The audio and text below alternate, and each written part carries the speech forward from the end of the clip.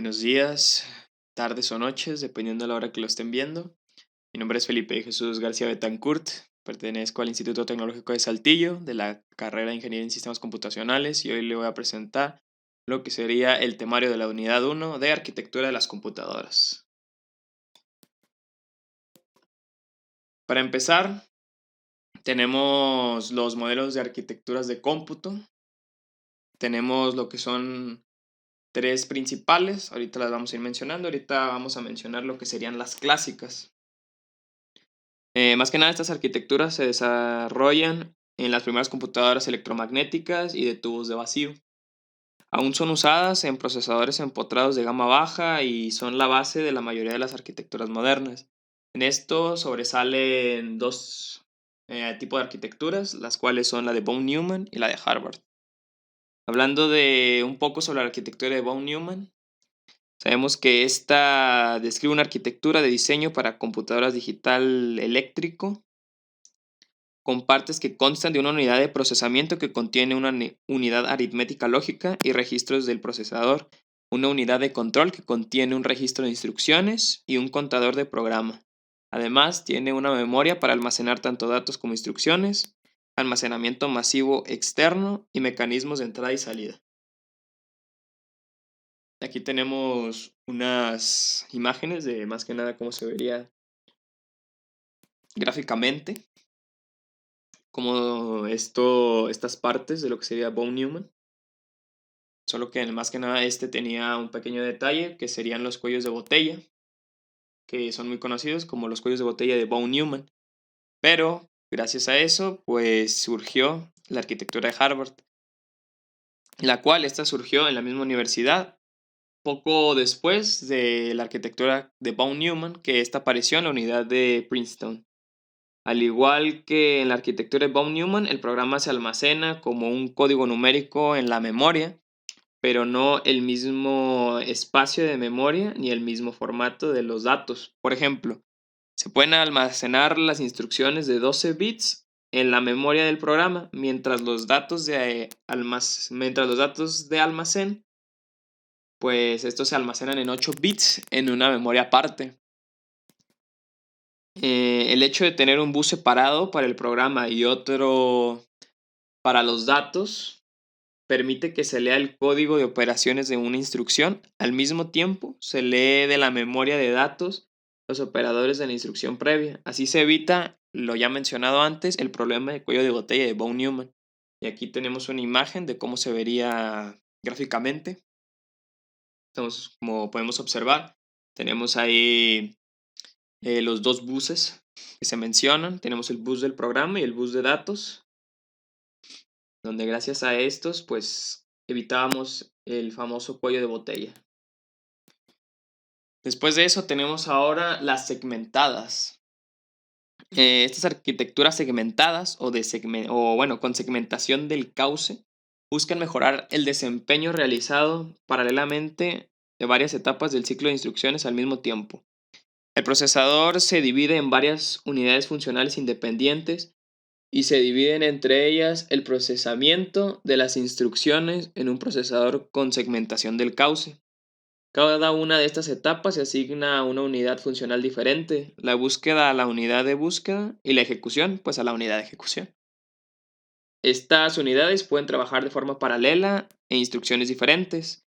Estas unidades se comunican por medio de una cola de instrucciones en la cual la unidad de búsqueda coloca los códigos de instrucción que leyó para que la unidad de ejecución las tome de la cola y las ejecute.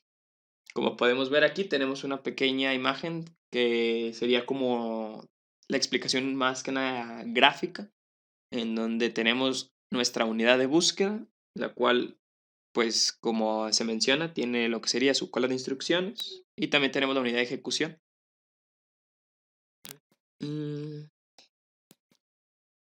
Después de eso tenemos ahora el siguiente punto, que son los de multiprocesamiento. Cuando se desea incrementar el desempeño más allá de lo que te permite la técnica de segmentación del cauce, que es la mencionada anteriormente, se requiere utilizar a más de un procesador para la ejecución del programa de aplicación. Las CPUs del procesamiento se clasifican de la siguiente manera. son CISO, CIMO, MISO y MIMO. Más que nada, cada una, como podemos observar ahí,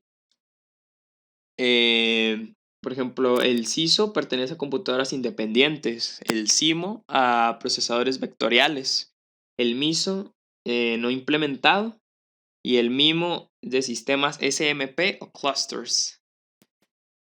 Después de ahí, pues podemos observar aquí, tenemos aquí una pequeña información acerca de los que me parecieron un poco interesantes, que sería el CIMO, que son los procesadores vectoriales, que son computadoras pensadas para aplicar un mismo algoritmo numérico a una serie de datos matriciales, en especial en la simulación de sistemas físicos complejos. Y luego tenemos los sistemas SMP o Symmetric Multiprocessors, que varios procesadores comparten la misma memoria principal y periféricos, normalmente conectados por un bus común, se conoce como simétricos, y que ningún procesador toma el papel de maestro y los demás de esclavos, sino que tienen derechos similares en cuanto al acceso de memoria y periféricos. Estamos hablando que estos trabajan de una manera igual, no uno es más potente, por así decirlo, que otro, sino que todos trabajan a la par.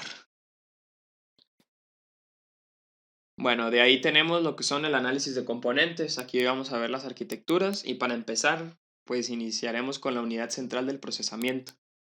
La unidad central de procesamiento, que podemos reducirlo como USP o CPU, que esto viene más que nada del inglés, de Central Processing Unit, o bueno, simplemente también conocido como el procesador o el microprocesador.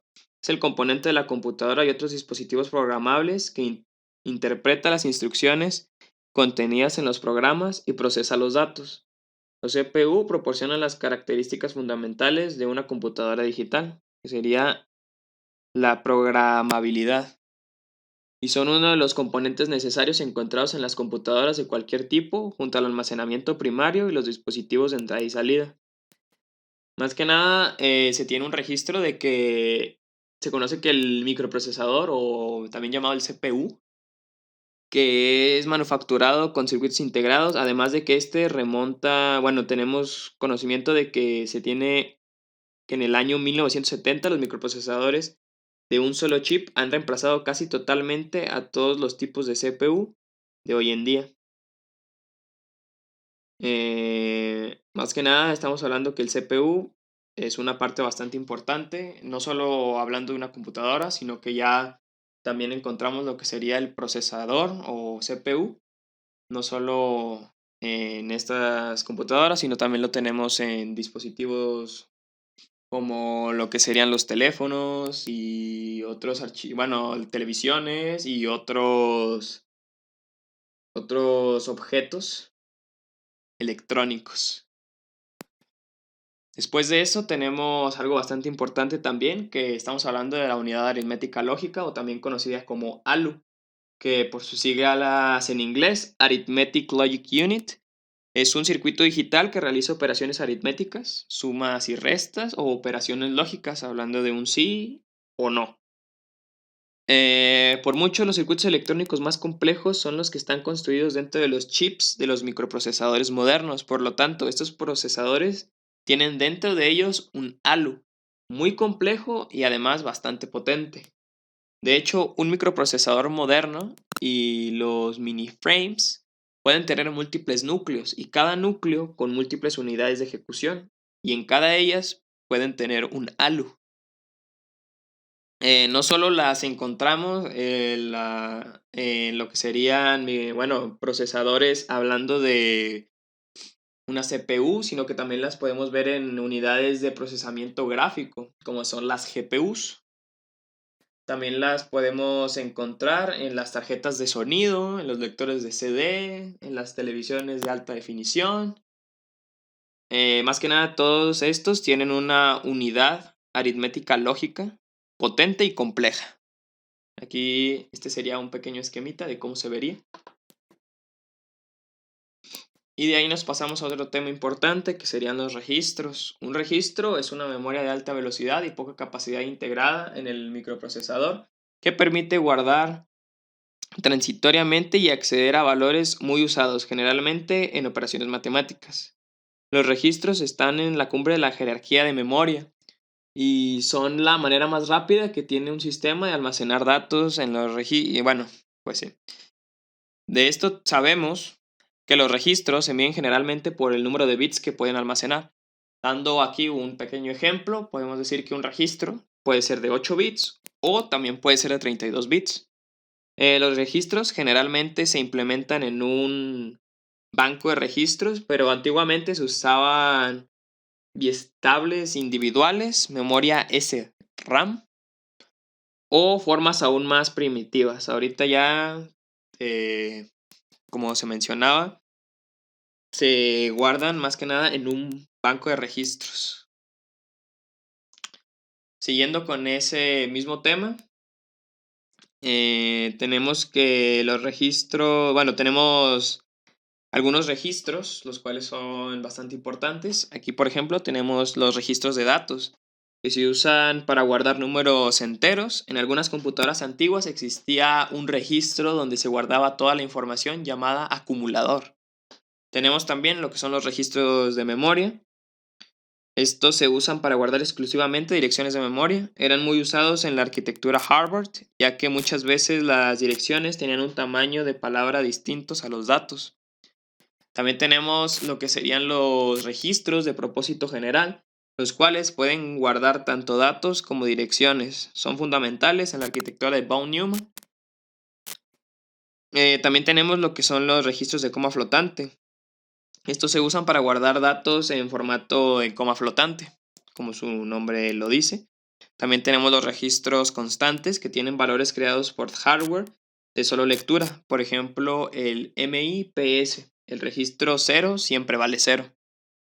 Los registros de propósito específico guardan información específica del estado del sistema, como el puntero o la pila o el registro de estados. Aquí, por ejemplo, tenemos aquí lo que sería una imagen de lo que serían los registros. Aquí, como podemos observar, algunos son registros visibles del usuario y otros son del control y de estado. Y pasamos a otro punto, que en este caso serían los buses.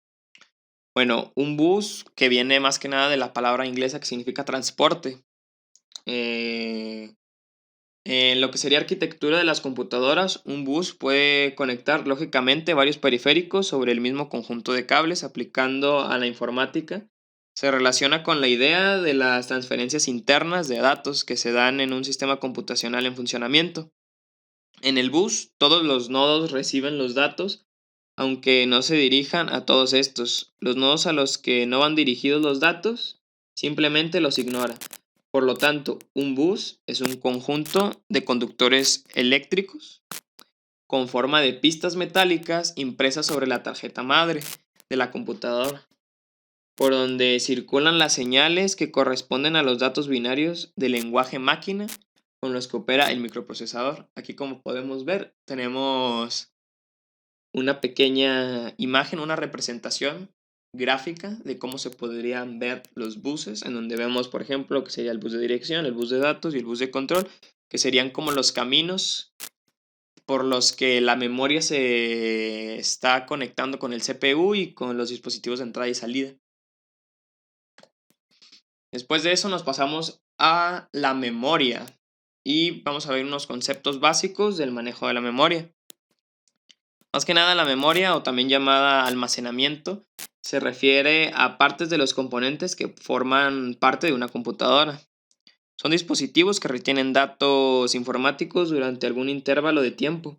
Las memorias de computadora proporcionan una de las principales funciones de la computación moderna. La retención de almacenamiento de información es uno de los componentes fundamentales de todas las computadoras modernas, que acopladas a una unidad central de procesamiento, o conocido como CPU, implementa lo fundamental del modelo de la arquitectura de von Neumann usado en los años 1940. Dispositivos basados en circuitos que posibilitan el almacenamiento limitado de información y su posterior recuperación. Las memorias suelen ser de rápido acceso y pueden ser volátiles o no volátiles. La clasificación principal de estas memorias sería la memoria RAM, que tenemos representada a la izquierda, y tenemos también las memorias ROM, que está representada del lado derecho, que son más que nada estas memorias son utilizadas para el almacenamiento primario. Y aquí, ¿qué tenemos que ver? Tenemos lo que serían la memoria principal, y no solo tenemos esa, sino que también tenemos la memoria del caché. Pero empecemos con la memoria principal. La memoria principal o primaria, también conocida como memoria central, interna, tiene distintos nombres. Es la memoria de la computadora donde se almacenan temporalmente tanto los datos como los programas que la unidad central del procesamiento, o sea, el CPU, están procesando o van a procesar a un determinado momento por su función. La MP debe ser, que sería memoria principal, debe ser inseparable del microprocesador o CPU. Más que nada, también tenemos lo que sería importante, hablando de la memoria principal. Este tiene el ancho de bus que determina la capacidad que posea el microprocesador para el direccionamiento de direcciones en memoria. No solo eso, tenemos también ya mencionar la memoria caché, la cual la memoria caché es la memoria de acceso rápido de una computadora que guarda temporalmente las últimas informaciones procesadas. Estamos hablando que la memoria de caché es un buffer especial de memoria que poseen las computadoras que funcionan de manera similar a la memoria principal, pero eso de menor tamaño y de un acceso más rápido. Bueno, de ahí pasamos a otro tema llamado el manejo de la entrada y la salida. Después de eso tenemos un pequeño subtema que estamos hablando de los módulos de la entrada y la salida. Más que nada en el primer término hablaremos de los dispositivos de entrada, que como su nombre lo indica sirven para introducir datos a la computadora para su proceso. Los datos se leen de los dispositivos de entrada y se almacenan en la memoria central o interna, ya mencionadas. Los dispositivos de entrada convierten la información en señales eléctricas que se almacenan en la memoria central. Los dispositivos de entrada típicos son teclado o mouse, etc. Más que nada, estamos hablando que los dispositivos de entrada serían, por así decirlo, periféricos, así como se menciona aquí abajo, como lo podemos ver, el módulo de entrada y salida, en donde vemos las interfaces de la CPU y memoria, que estamos hablando que estos son los que la trabajan cuando ingresan datos, bueno, cuando tú conectas, por así decirlo, un periférico, sí, a lo que sería tu computador, que estos entran pues por estos módulos que son de entradas y de salidas. Bueno, cuando hablamos de entradas y salidas programadas, estamos hablando que los dispositivos de entrada y salida permiten la comunicación entre la computadora y el usuario. O sea, ¿a qué nos referimos a esto? Como ya lo estábamos mencionando, bueno, aquí tenemos un pequeño diagrama en donde podemos observar cómo se trabaja en un modelo gráfico de lo antes ya mencionado. Luego tenemos lo que sería la entrada y salida mediante interrupciones. Un problema en lo que serían las entradas y salidas programadas es que el CPU tiene que esperar un tiempo considerable a que el módulo de entrada y salida en cuestión esté preparado para recibir o transmitir los datos. El CPU debe estar comprobado continuamente el estado del módulo de entrada y salida. Esto degrada el desempeño del sistema. Una alternativa es que el CPU, tras enviar una orden de entrada y de salida, continúe realizando algún trabajo útil. El módulo de entrada y salida interrumpirá al CPU para solicitar un servicio cuando esté preparado para intercambiar datos. El CPU ejecuta la transferencia de datos y después continúa con el procesamiento previo. Se pueden distinguir estos dos tipos, que sería entrada y salida de sincronía y entrada y salida asíncrona. La síncrona de entrada y salida es cuando la operación pues ya está finalizada. El control es retomar el proceso que la generó. Y así podemos más que nada estar diciendo que serían por lo que serían las interrupciones. Ya que aquellas máquinas no tienen estas instrucciones, utilizan más que nada un loop. Y este loop continúa hasta que ocurre una interrupción, transfiriendo el control a otra parte del sistema de operación. Ahora tenemos lo que sería el siguiente tema, que sería el acceso directo a la memoria. El acceso directo a la memoria, o mejor conocido como DMA, más que nada por el inglés de Direct Memory Access, permite a cierto tipo de componentes de una computadora acceder a la memoria del sistema para leer o escribir independientemente de la unidad central del procesamiento, CPU principal. Muchos sistemas, como lo que serían hardware, utilizan el DMA, incluyendo controladores de unidad de disco, tarjetas gráficas y tarjetas de sonido. Es una característica esencial para todos los ordenadores modernos, ya que permite a dispositivos de diferentes velocidades comunicarse sin someter a la CPU a una carga masiva de interrupciones. Una transferencia DMA o de directo a memoria, un acceso directo a memoria, consiste principalmente en copiar un bloque de memoria de un dispositivo a otro, en lugar de que la CPU inicie la transferencia de dichos datos. Bueno, aquí la transferencia se lleva a cabo por el controlador DMA, o también conocido como el acceso directo de memoria.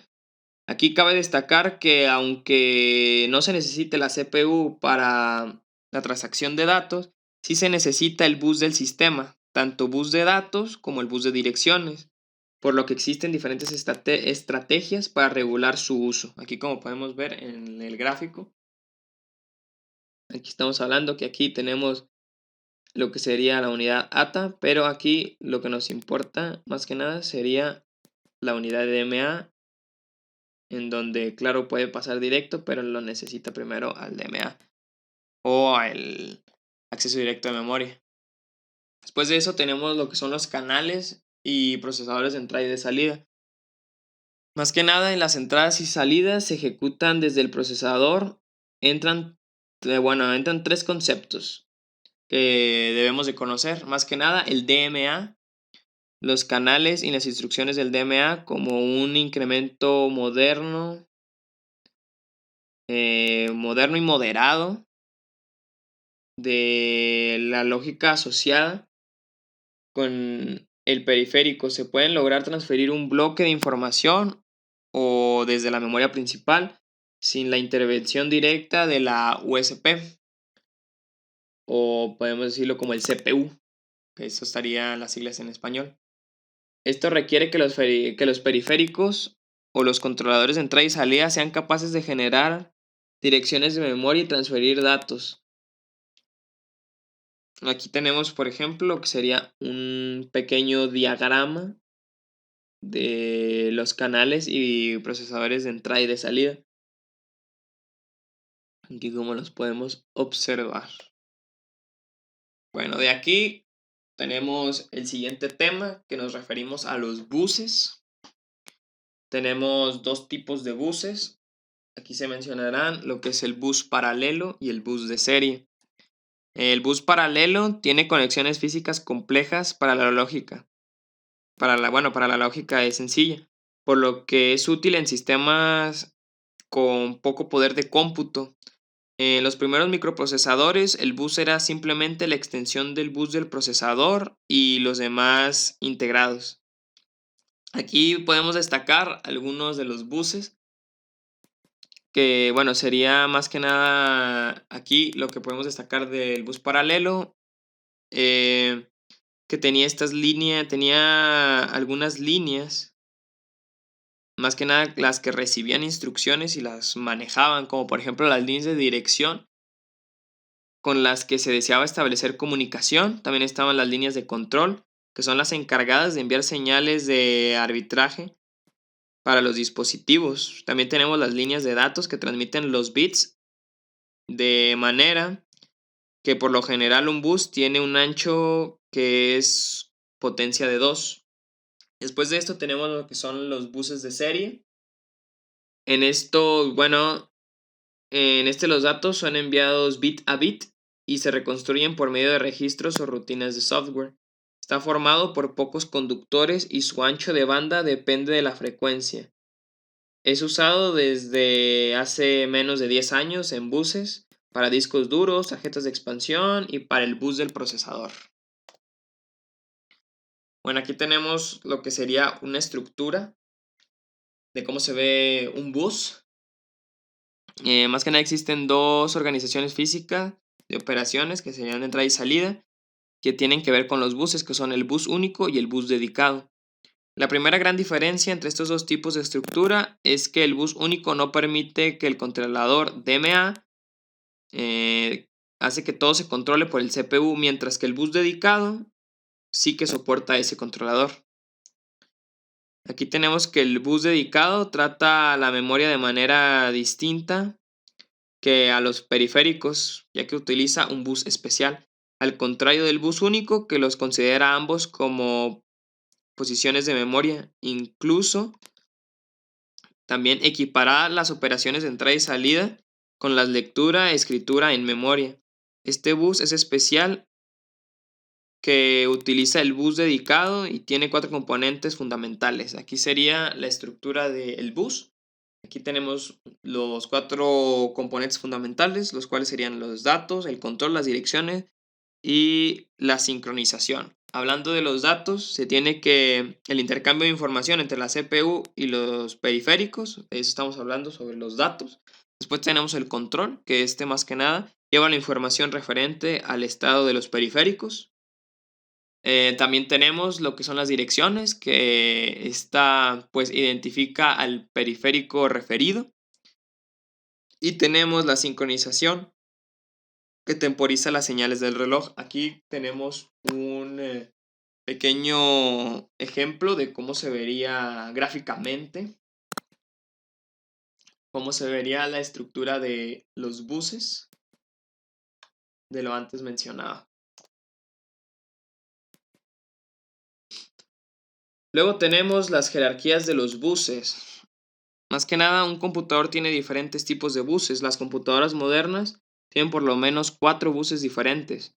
Se les considera una jerarquía porque cada bus se conecta a un nivel superior a él dentro del computador integrado, así todas las partes del computador. Cada uno es generalmente más lento que el que se encuentra sobre él, siendo el bus del procesador el más rápido. Tratándose de este es el dispositivo más rápido del computador. Aquí, como podemos observar, tenemos aquí una jerarquía, que más que nada es el esquema típico que se utiliza para la jerarquía de buses en una computadora. Los de arriba son los más rápidos y pues el bus de expansión el más lento, que estarían los más bajos.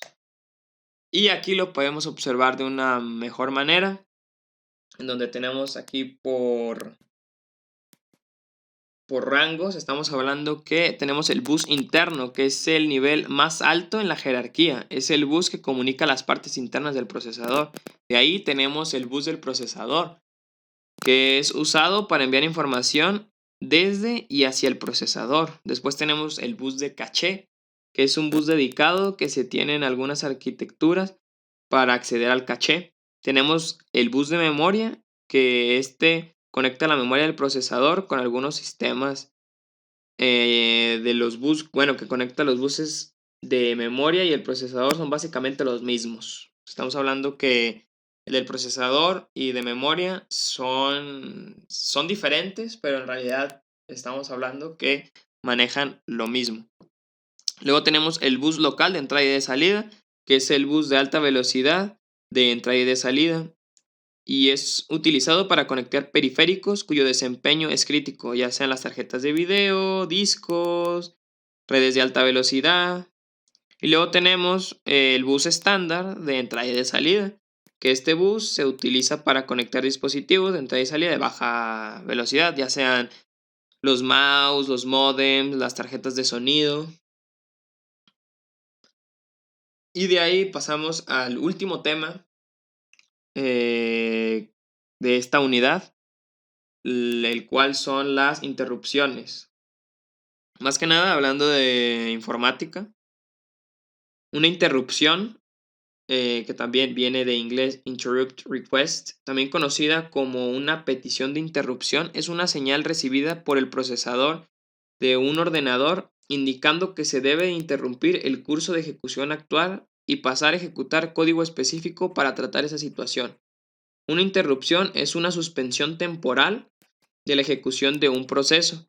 Estamos hablando que, por dar un ejemplo, podemos decir que mientras está haciendo un proceso, ya sea que tú abres algún programa y se está procesando la información del programa y tal vez el programa falla, ya que estamos hablando que el CPU y todos los componentes no pueden con ese programa, estamos hablando que tú lo puedes interrumpir, el procesador interrumpe el proceso y más que nada sería como un pequeño resumen de lo que serían las interrupciones, como se puede ver aquí el ciclo de interrupción, en donde estamos en el inicio, luego pues lee la instrucción luego la ejecuta y luego comprueba que se ejecute el proceso, si no, entonces empieza lo que es el ciclo de lo que sería la interrupción, en donde se regresa a leer la instrucción para pasar a la siguiente, hasta que por fin se puede ejecutar. Al momento que se ejecuta, llegamos a lo que sería el fin. Y bueno, más que nada, una vez pues finalizada esta rutina, se reanuda la ejecución del programa y ya las interrupciones surgen de la necesidad que tienen los dispositivos periféricos de enviar información al procesador principal de un sistema informático. Más que nada, la primera técnica que se empleó para fue el polling, que consistía en el propio procesador se encarga de sondear los dispositivos periféricos cada cierto tiempo para averiguar si tenía pendiente alguna comunicación para él. No solo sirve para lo que son los procesos, sino que obviamente también cuando tú conectas algún periférico, también algunos de los periféricos más nuevos tienen a lo mejor sus propios controladores, ya sean como una gráfica o ya sea como los mouse, hablando de sus configuraciones. Esos también estamos hablando que pasan sobre el CPU porque son un proceso. Lo que hace, bueno, por ejemplo, hablando de lo que es el polling, como dice, que consistía que el propio procesador se encargaba de sondear los dispositivos cada cierto tiempo para saber si tenían pendiente con la comunicación de estos. Entonces, para eso servían las interrupciones, las cuales se pueden hacer manualmente o el mismo procesador las manejan. Bueno, y con eso serían todos los temas de dicha unidad. Sería de la unidad número 1 y muchas gracias por su atención.